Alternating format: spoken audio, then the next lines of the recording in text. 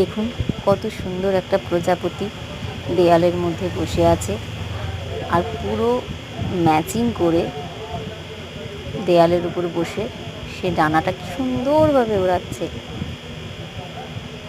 আমার তো দেখে ভালো লাগছে, আপনাদের কি ভালো লাগছে? এত সুন্দর প্রজাপতির রঙটা সত্যিই কত মিষ্টি লাগছে। অপূর্ব প্রজাপতির সৌন্দর্য, অপূর্ব অপূর্ব। এক একটা প্রজাপতি এক একটা রঙের। প্রজাপতি মানেই হচ্ছে একটা খুশি হয়ে ওঠা। প্রজাপতি দেখলেই, প্রজাপতি মানেই সুন্দর।